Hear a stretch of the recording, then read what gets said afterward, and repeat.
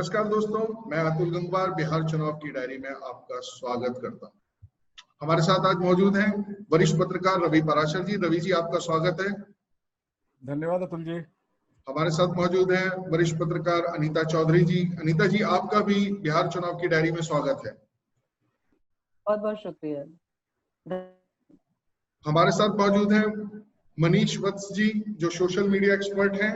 और मनीष जी, आपका भी बिहार चुनाव की डायरी में स्वागत है। बहुत बहुत धन्यवाद।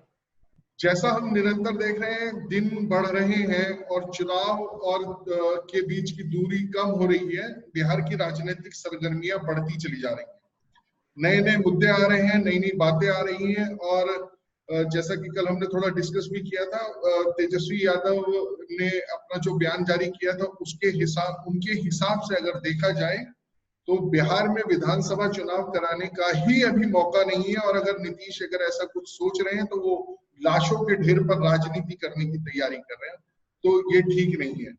तो आज हम इन्हीं सब संभावनाओं और बातों पर चर्चा करेंगे।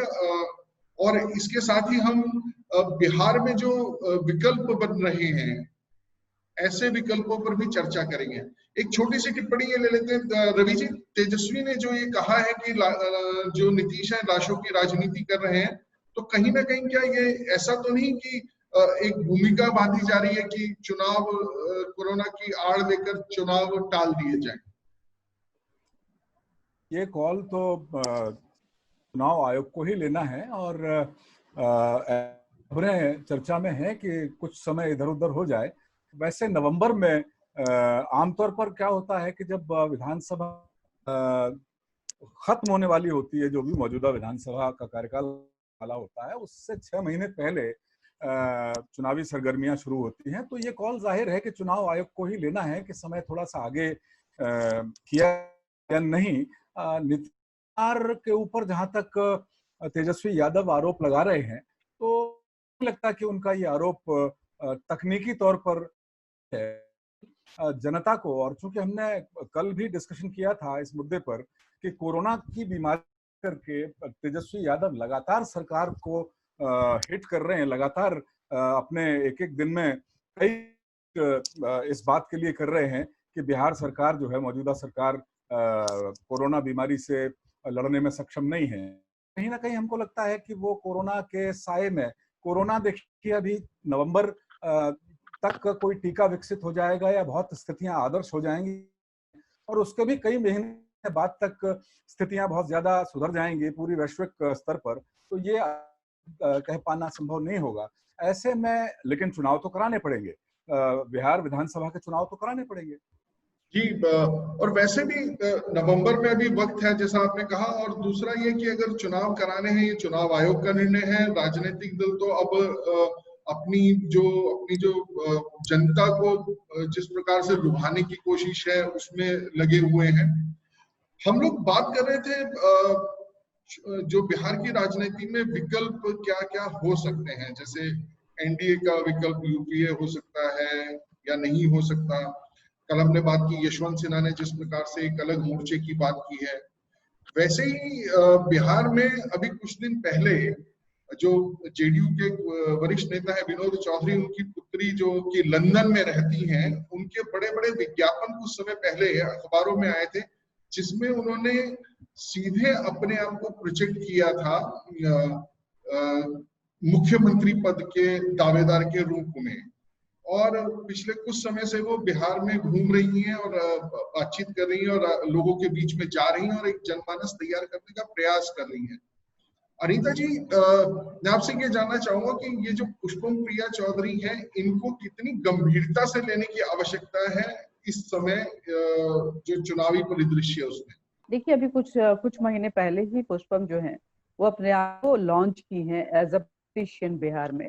हालांकि ये बिहार के लिए खुशी की बात है कि कोई पढ़ा लिखा व्यक्ति जो है वो अपना सारा कामकाज छोड़ के वो बिहार की उन्नति की बात करते हुए बिहार की राजनीति में आना चाहता है और एक पढ़ी लिखी राजनीति को प्रारूप देता है बिहार को। तो ये एक अच्छे वे में अगर देखा जाए तो बहुत अच्छी बात है। लेकिन क्योंकि कई आप ज्यादातर लोग जो हैं, जो बिहारी हैं, वो बड़े बड़े ऊंचे ऊंचे पदों पे तो चले जाते हैं, लेकिन वहां जाने के बाद बिहार की तरफ रुख भी नहीं करते हैं, उसको एक तरह ऑन कर देते हैं। उनका यही कहना कि हाँ बिहार का तो हूँ, लेकिन पढ़ा लिखा मैं दिल्ली से हूँ, मैं दिल्ली वाला ही अब हो गया हूँ, या मैं यहाँ पर मध्य प्रदेश में रह रहा हूँ तो मैं यहीं का हो गया हूँ। वो बिहार की प्रोग्रेस क्या होनी चाहिए, बिहार को किस तरह से का उत्थान होना चाहिए, इस पे कोई भी इंटेलेक्चुअल बिहारी, जो प्रोग्रेसिव बिहारी है, वो बिहार की नहीं सोचता है। वो फिर जिस राज्य में जाता है उसकी सोचता है और अपनी सोचता है। तो कहीं ना कहीं इसको एक पॉजिटिव वे में लेना चाहिए कि एक महिला होकर उन्होंने एक बहुत अच्छे सोच के साथ वो राजनीति में उतरना चाहती हैं। जो उनके फेसबुक पेज या ट्विटर या जो उनके आर्टिकल्स हैं, जिस तरह के से वो एक्टिव हैं, ऐसा लग रहा है कि वो बिहार को एक प्रोग्रेस देना चाहती है, गति देना चाहती है। और मजे की बात यह है कि पुष्पेंद्र जो पुष्पम चौधरी है, माफ कीजिएगा, पुष्पम चौधरी जो है, पुष्पम प्रिया चौधरी, उनके के नेता हैं, लेकिन वो एक पिता से हटके, वो जो एक पिता की संपत्ति के तौर पे उस राजनीति के मैदान को नहीं इस्तेमाल, नई तरह की राजनीति कर रही है। और लगातार न सिर्फ लालू प्रसाद यादव के 15 साल, बल्कि जेडीयू जो नीतीश कुमार के 15, उस पे भी बहुत 30 साल के पिछड़ेपन के बिहार का जो काउंटिंग है वो जनता के सामने रख रही है। वो खेतों में जा रही है, किसानों से मिल रही है, वो मजदूरों के बीच जा रही है, वो युवाओं से मिल रही हैं, वो रेफरेंडम करके ट्विटर और फेसबुक के जरिए लोगों की राय मान रही हैं। और उन्होंने अपने भावी मुख्यमंत्री के तौर पे अपने आप को रिप्रेजेंट किया है, प्रोजेक्ट किया है, लेकिन ये नहीं कहा है कि हाँ मैं 2020 में ही मुख्यमंत्री बनूंगी। उन्होंने अपने आप को 10 साल का समय दिया है, 20 से 30, 2030 की बात वो कर रही है, तो अपने आप को 10-15 साल का समय दे रही हैं।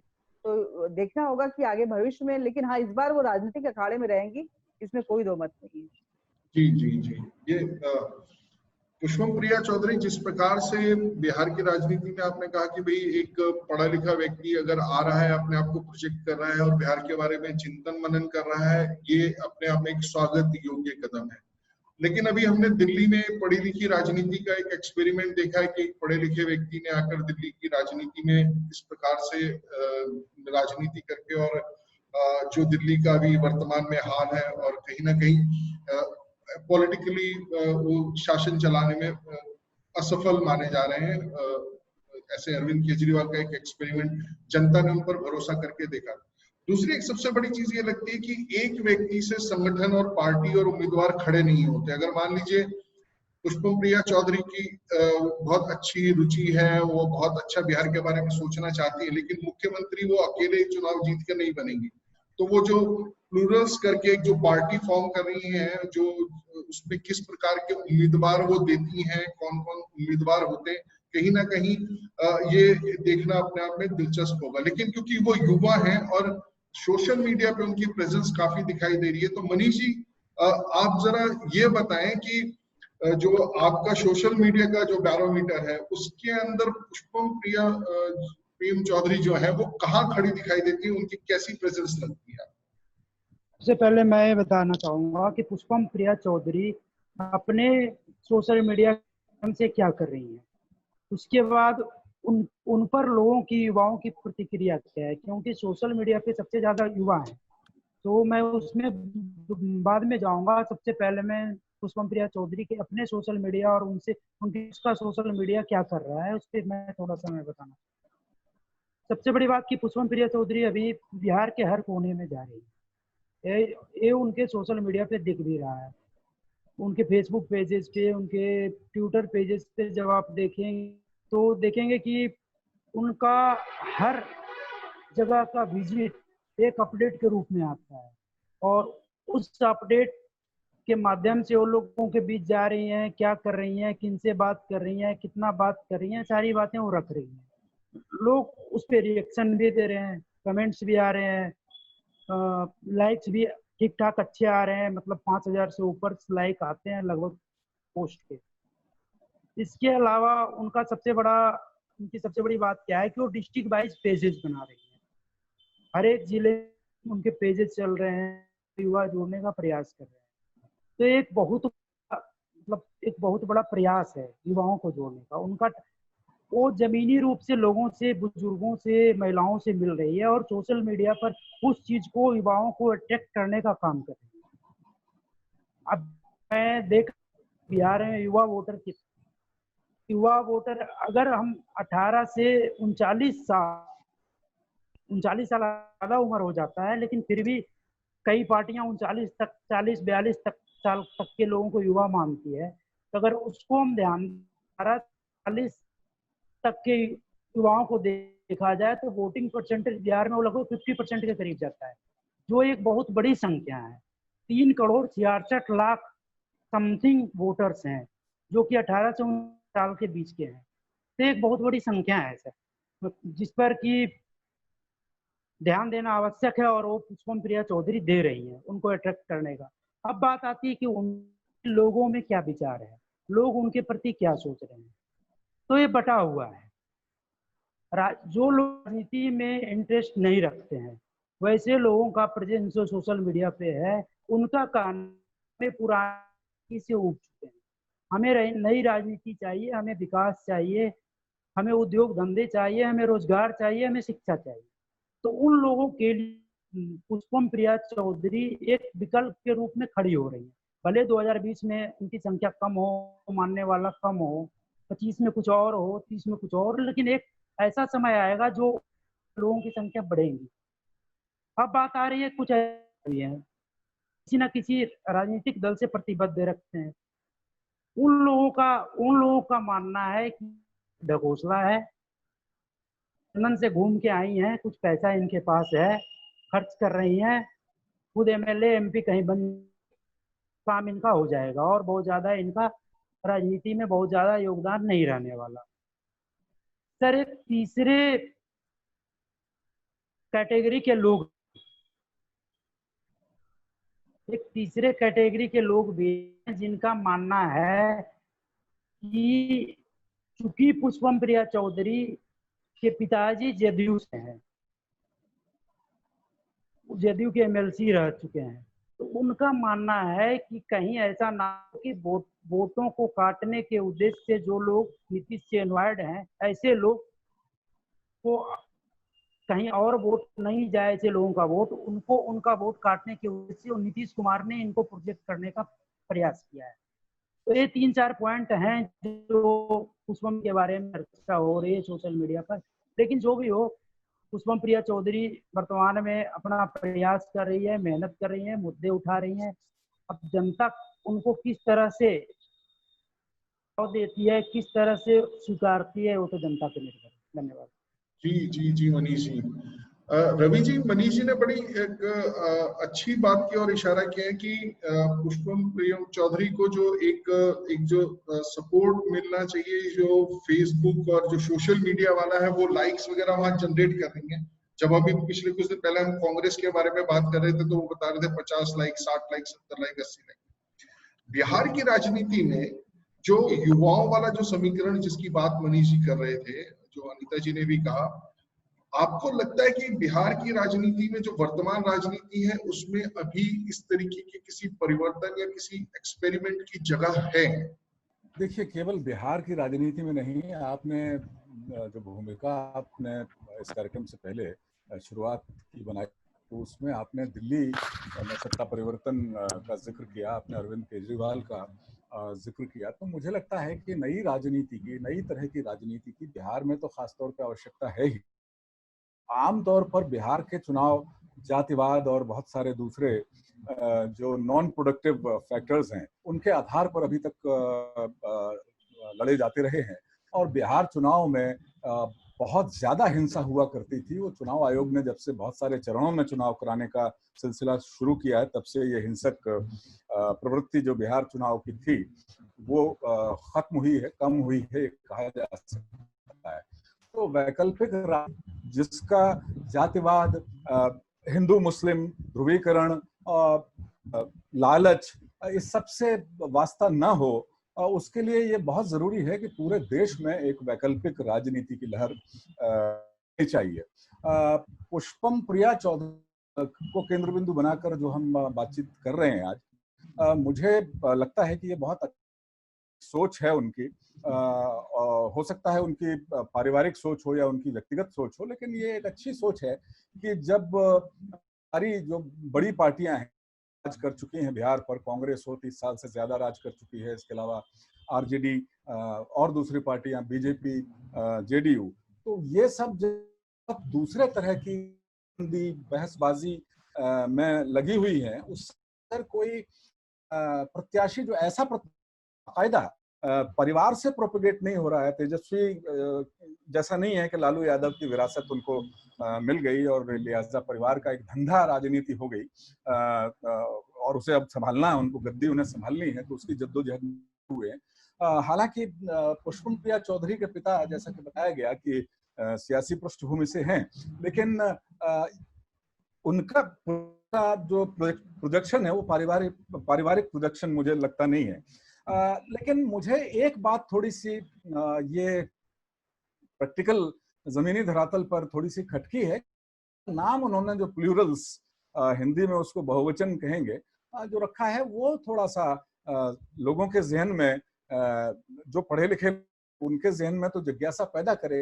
ये नाम ऐसा नहीं है जो कि आम लोगों के जहन पे, जुबान पे थोड़ा चढ़े, लेकिन ठीक है, देखिए क्या होता है। प्रयास वो बहुत अच्छे कर रही हैं और मुझे लगता है पुष्पम प्रिया चौधरी जैसे बहुत सारे लोग अब धीरे धीरे हमें आगामी 2-3-4 दशक में पूरे देश की सियासत में धमाल लहर पैदा करने की प्रयास करते हुए जरूर दिखेंगे। बिहार के लिए अच्छा होगा कि अगर वो पुष्पम जैसे युवाओं को आगे लाकर वहां की जनता कोई वैकल्पिक राजनीतिक प्रयास करे। लेकिन आपने मनीष की जो वक्तव्य था, मनीष का जो कथन था, उसके आखिर में उन्होंने जो एक बात, उसकी तरफ ध्यान जरूर दिया जाना चाहिए कि कहीं ऐसा तो नहीं है कि क्योंकि 15 साल की सरकार तो इंकम्बेंसी लहर बिल्कुल होगी ही। हमने मध्य प्रदेश में भी देखा कि बहुत अच्छा सरकार चला रहे थे, लेकिन 15 साल का जो एंटी इंकम्बेंसी वाला मामला था तो हार गए वो, भले ही बहुत कम अंतर से हारे और दोबारा अब भले ही वो सीएम बन गए हैं, लेकिन जो 15 साल बाद चुनाव उन्होंने लड़ा, बाद वाला चुनाव जो, तो कहीं ऐसा तो नहीं नीतीश कुमार और बीजेपी यानी सत्तारूढ़ गठजोड़ जो है उसने पुष्पम प्रिया चौधरी को आगे किया हो कि अगर इनकम्बेंसी या दूसरे बहुत जो फैक्टर हैं जिसकी चर्चा हम लोग पिछले 3-4 दिन से कर रहे हैं कि वहाँ उद्योग धंधे नहीं पनपे, वहाँ शिक्षा की स्थितियां बहुत अच्छी नहीं है, तो 15 साल का इनकम्बेंसी और ये जो स्थायी फैक्टर्स हैं बिहार की दुर्दशा के, इसकी वजह से अगर पार्टी यानी एनडीए के वोट कटते हैं तो पुष्पम प्रिया चौधरी की झोली में जाएं, उनकी प्लूरल्स के जाएं और कोई चुनाव पूर्व गठबंधन की तो संभावना मुझे लगती नहीं है, लेकिन चुनाव बाद कोई उनका सपोर्ट लेकर के कुछ बात बना सकें। सियासत में कुछ संभव है, लेकिन हाँ, चुनाव बिल्कुल नहीं चाहिए। अगले किसी कार्यक्रम में हम लोग विस्तृत रूप से चुनाव सुधार पर भी चर्चा करेंगे। नहीं, ये बात आपकी ठीक है कि इस बात और इस संभावना से, क्योंकि राजनीति में आज की तारीख में किसी तरीके की किसी भी संभावना से इनकार नहीं किया जा सकता। अलग अलग चीजें देखने को मिलती हैं, लेकिन आपको भी ध्यान होगा, अनीता जी को भी ध्यान होगा कि जिस प्रकार से जब दिल्ली की राजनीति में केजरीवाल का उदय हुआ था तो ये माना जा रहा था कि जो कांग्रेस के कांग्रेस के खिलाफ जो एंटी इंकम्बेंसी जाने वाला है तो उसका जो वोट है वो केजरीवाल को चला जाएगा। और कहीं ना कहीं ये भी कहा जा रहा था कि भाजपा और कांग्रेस उसे अंदर खाते से समर्थन दे रही है। लेकिन केजरीवाल ज्यादा चतुर निकले, शातिर निकले। पहले ही राउंड में जिस दल के खिलाफ, भ्रष्टाचार के खिलाफ चुनाव लड़कर आए थे उसी से मिलकर सरकार बनाई, और जब वो सरकार गिर गई तो भी बेचारे बने, और उसके बाद तो 2 बार से वो क्लीन स्वीप के साथ आ रहे हैं, मतलब उनका कोई मुकाबला ही नहीं है। पिछली बार जो थे 67 सीटें उनके पास थी और इस बार भी 62-63 सीटें उनके पास हैं। तो कहीं ऐसा तो नहीं कि परिवर्तन की राह में चलते चलते जो एक चिंगारी जो है पुष्पम प्रिया नाम की, अगर वो लगे और लोगों का मानस बदल जाए और कहीं एक हवा बन जाए, क्योंकि अभी देखिए समय है, तो कहीं ऐसा भी हो सकता है कि धुरंधर धराशायी हो जाए, क्योंकि अब दिल्ली के अंदर भाजपा जैसी पार्टी और कांग्रेस जैसी पार्टी दोनों समाप्त हो रहे हैं। उनका कोई वो एजेंडा फॉलो करते हैं जो आम आदमी पार्टी करती है। तो कहीं ऐसा तो नहीं देखिए दिल्ली की ये भी हो सकते हैं, इसकी भी संभावना। मैं ये कह रहा था कि दिल्ली की राजनीति और की राजनीति में आमूल परिवर्तन है। वहाँ दिल्ली के समीकरण कुछ अलग हैं, बिहार की सियासत के समीकरण अलग हैं, लेकिन हाँ ये जो है गज धराशायी न कोई हवा न बन जाए, तो ये बिल्कुल आप कह रहे हैं कि अभी नवंबर आने में भी समय है और हो सकता है कि चुनाव थोड़ा सा 10-15 चुनाव आयोग और थोड़ा सा आगे खसका दे, नवंबर के बाद दिसंबर में विशेष प्रावधानों के साथ चुनाव सरकाए जा सके। तो ये जरूर है कि ऐसा कोई बीच में कोई बड़ी हवा चल जाए तो ये इसमें कोई नहीं है। और दिग्गजों को ज्यादा उम्र दराज हो जाते हैं दिग्गज। अब जैसे कल बात हो रही थी और लगातार बात होगी भी जब बिहार के चुनाव की बात करेंगे कि यशवंत सिन्हा मोर्चा बना के सामने आ गए हैं। अनीता ने कहा था कि वो ऐसी बारिश है कि वो बरस भी जाते हैं, कोई जमीन पे बहुत ज्यादा गीलापन नहीं। तो मुझे है कि सियासत की जो लत, अब लालू यादव भी मुझे लगता है जेल से बाहर होते, रांची में ना होते, रिम्स की अस्पताल में या रांची की जेल में ना होते, तो वो भी चुनाव में बाकायदा ताल ठोकते हुए नजर आते हैं हमको। क्योंकि ये जो लत लग जाती है जो सियासत की, तो ऐसे में तो वो जैसे यशवंत सिन्हा बिहार यात्रा पे निकले हैं तो सुबह शाम बुजुर्गों को टहलना भी चाहिए होता है, तो इस बहाने उनकी कम से कम सेहत सही रहेगी, सियासी सेहत सही रहेगी, वो थोड़ा बहुत टहल लेंगे, जहनियत भी सही। एक उम्र के बाद अब जैसे बीजेपी में हमने देखा कि बीजेपी में जब बीजेपी की अंदरूनी राजनीति का मोदी युग जब आया तो बहुत सारी बातें हुई, लेकिन मार्गदर्शक मंडल बना करके जो बहुत सारे सीनियर नेता थे उनको बाकायदा हाशिए पे बाइज्जत ला के रखा गया और उनको तो कहीं ना कहीं अब ये मुझे लगता है जो नैतिकता की बात है, तो एक 70 साल 75 साल बहुत होता है, उसके बाद आराम करिए आप,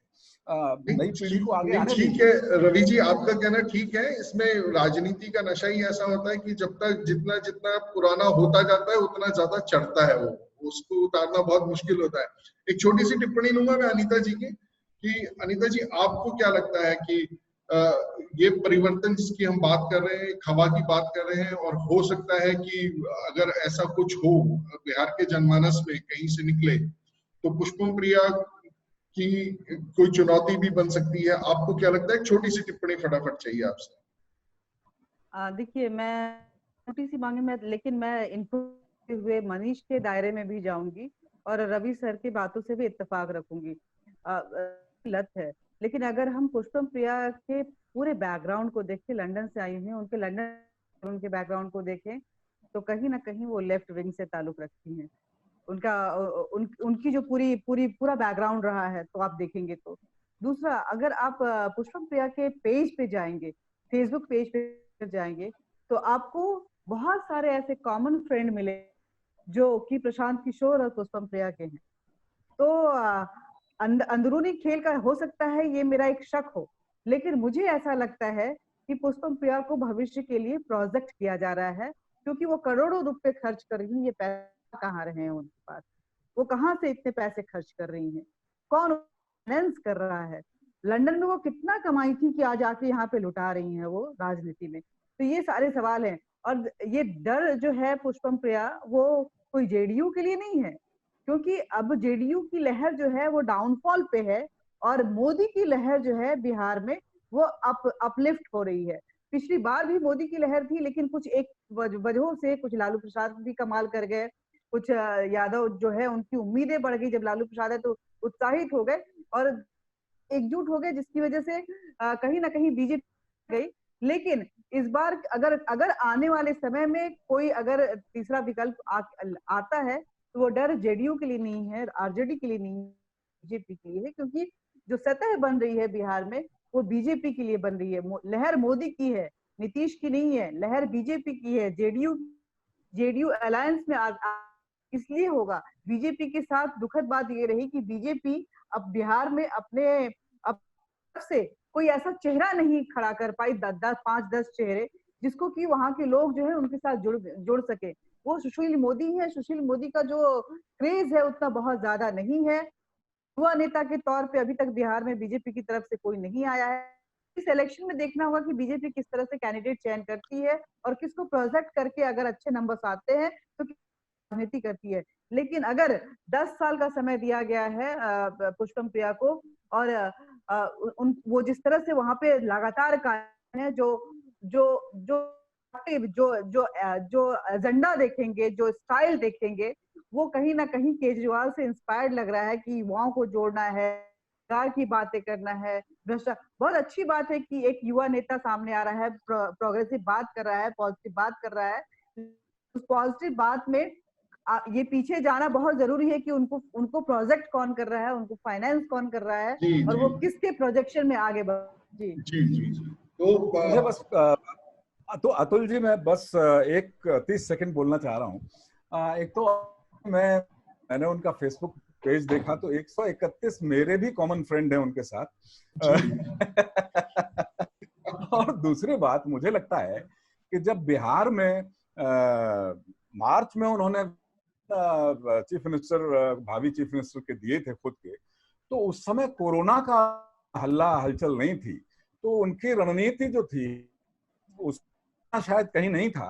वो बहुत बड़ा खलनायक बन करके उनकी सफर की शुरुआत में ही सामने मुझे लगता है।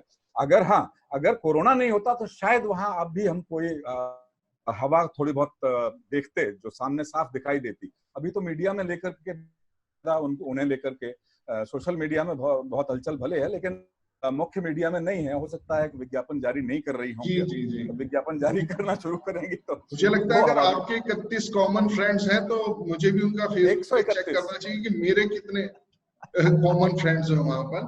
खैर देखना, जैसे अभी आज हम लोग चर्चा कर रहे हैं कि किस प्रकार से कुछ विकल्प खड़े हो सकते हैं, तो ये देखना दिलचस्प होगा कि जो पुष्पम प्रिया नाम की जो प्रोजेक्टेड सीएम है, जिन्होंने करोड़ों रुपए खर्च करके अपने होर्डिंग्स, बैनर, पोस्टर्स लगाए और अपने अखबारों में इश्तिहार दिए, तो उसके बारे में क्या एक रहता है। आने वाले समय में और चीजें स्पष्ट होंगी, और क्योंकि अब धीरे धीरे सरगर्मियां बढ़ रही हैं, तो पुष्पम प्रिया भी अब फेसबुक से बाहर निकलकर और जगहों पर भी जो दिखाई दे रही है और दिखाई देंगी, लोगों को जानकारी मिलेगी। बिहार अपडेट में फिलहाल आज बिहार की चुनाव डायरी में सिर्फ इतना ही। मैं अपने दर्शकों से भी निवेदन करना चाहूंगा, अगर आपके पास भी कोई बात है कहने के लिए तो आप हमें मेल कर सकते हैं। आप हमें biharupdate@gmail.com पर मेल कीजिए। और अगर आप हमारे साथ लगातार जुड़ना चाहते हैं तो गूगल प्ले स्टोर पर जाइए और बिहार अपडेट का जो मोबाइल ऐप है उसको एंड्रॉइड पे डाउनलोड कीजिए, उसे देखिए और अपनी बात हमारे से सीधे कहने के लिए जुड़िए। रवि जी, इस चर्चा में जुड़ने के लिए आज आपका धन्यवाद। अनीता जी, आपका भी धन्यवाद। मनीष जी, आपका भी धन्यवाद। आगे भी हम बिहार चुनाव की डायरी के अंदर कुछ न कुछ रोज नया एक पहलू और एक बात पर चर्चा करते रहेंगे। धन्यवाद।